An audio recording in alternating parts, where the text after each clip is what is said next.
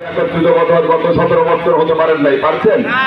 নির্বাচনের জন্য যখন প্রচারণা করার জন্য আপনি পেরেছে, বাড়িতে বাড়িতে গিয়ে ধরে ধরে নিয়ে আপনাদের বিরুদ্ধে মিথ্যা মামলা দিয়েছে।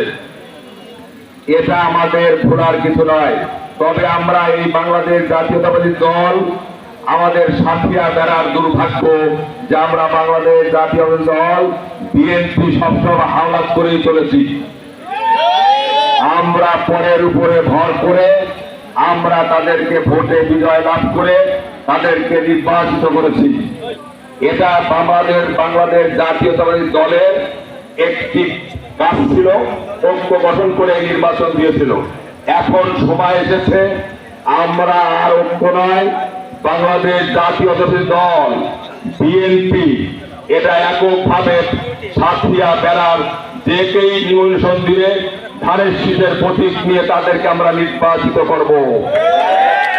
আমরা পরের কাছে থাকতে চাই না। অনেকে আমাদের কাছে গল্প করে, ভাই এখানে তো ভাই জামাত ইসলামের লোকজন সব ভোট নিয়ে নিল, আপনি কিভাবে ভোট নিল? ভাই আপনি তো নির্বাচনের বিষয় নিয়ে আপনি এখন ছোট, আমরা তো নির্বাচন দেখেছি। পর পর জামাত ইসলাম দুইটা নির্বাচন করেছে সারা বাংলাদেশে। প্রথমবার পেয়েছে একটা সিট, দ্বিতীয়বার পেয়েছে তিনটা সিট। তিনটার মধ্যে একটা হলো মামলা, আর আড়াইটা, সেটা মামলা চলছিল, আড়াইটা সিট।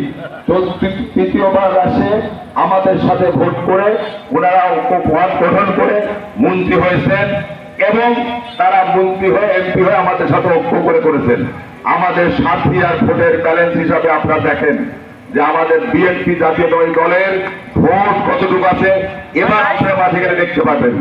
আমাদের বাংলাদেশ জাতীয়তাবাদী দল বিএনপির কাছে আমাদের কাছে আমার প্রশ্ন, আপনারা কি আগামী সংসদ নির্বাচনের জন্য ভয় পান? ভয় পান? আমি আপনাদের একটা কথা বলি, বাংলাদেশ জাতীয়তাবাদী দল শহীদ প্রেসিডেন্ট জিয়াউর রহমানের দল, যিনি সর্বপ্রথম কোরআনে বিসমিল্লাহির রহমানির রহিমকে সংসদে উনি সংযুক্ত করেছিলেন। এই মুসলিম জাতির জন্য যার থেকে সবচেয়ে বড় বা প্রাপ্য আর কিছু নাই আছে। এখন আপনি বলেন যে ওরা কোরআনের আইন চায়, ইসলামের শাসন চায়। এখন আপনি চোখ বন্ধ করেন, বাংলাদেশ জাতীয়তাবাদী বাংলাদেশ জামাত ইসলামী দল এটা কোথা থেকে আসলো? আখেরি নবী, শেষ নবী সাইয়্যিদুল মুরসালিন, আমাদের যে শেষ উম্মতকে উনি তাদেরকে না নিয়ে উনি যে আখেরি নবী জান্নাতে প্রবেশ করবেন না, সেই নবীর বর্ণনার কথা বলছি।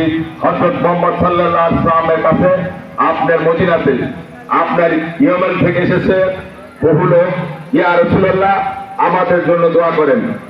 আপনার ইয়েমেন থেকে এসেছেন, বাহরাইন থেকে এসেছেন, মদিনা থেকে এসেছেন, সবার জন্য দোয়া করছেন।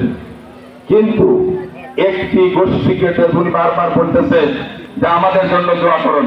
তারা হলো রিজার গোষ্ঠী, নওয়াজ গোষ্ঠী বলে। তাদের তিনবার বলার পরেও উনি দোয়া করলেন না। দোয়া যখন শেষ, তখন আখেরি নবী, শেষ নবী হযরত মুহাম্মদ সাল্লাল্লাহু আলাইহি ওয়াসাল্লামকে নজরী গোষ্ঠী জিজ্ঞাসা করলেন, ইয়া রাসূলুল্লাহ আপনি কেন আমাদের জন্য দোয়া করলেন না?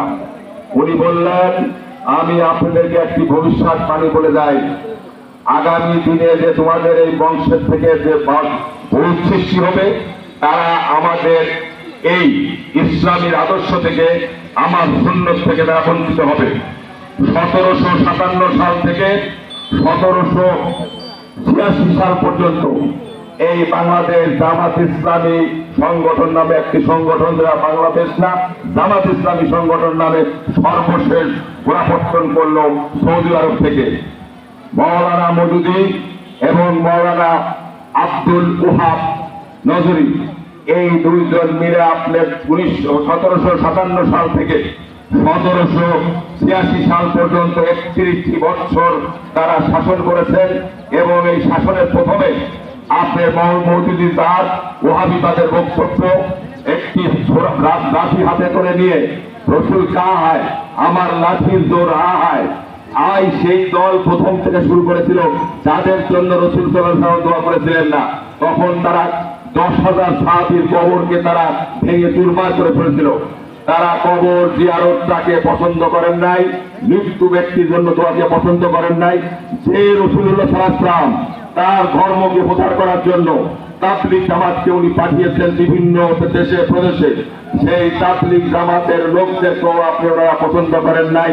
এই কারণে আখেরি নবী বলেছেন যে আপনাদের এটা এই সেই বংশ তৈরি হবে, তৈরি হলো। তাই কবর ধ্বংস করলো, আসলো আপনি 47 সালের পরে আপনি ব্রিটিশ গভর্নমেন্ট পরে, তখন আপনার হলো আন্দোলন।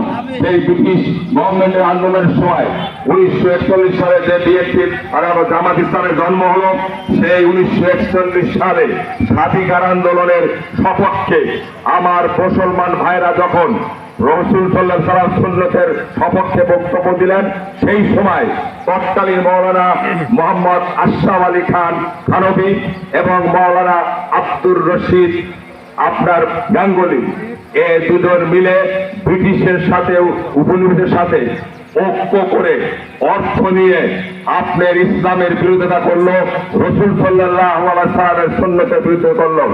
মহান রব্বুল আলামিন পবিত্র আল কোরআন, এই কোরআনকে উনি যখন রাসূল সাল্লাল্লাহু আলাইহি ওয়াসাল্লামের মাধ্যমে ওহী দিয়ে নাযিল করেছিলেন, কোরআনের নিসার 65 নম্বর আয়াতে বলেছিলেন রাসূল সাল্লাল্লাহু আলাইহি ওয়াসাল্লামের জীবনী, রাসূল সাল্লাল্লাহু আলাইহি ওয়াসাল্লামের চলা, রাসূল সাল্লাল্লাহু আলাইহি ওয়াসাল্লামের অর্থনৈতিক ব্যবস্থা, এই সুন্নাত যারা মানবে না তারা মুমিন নয়।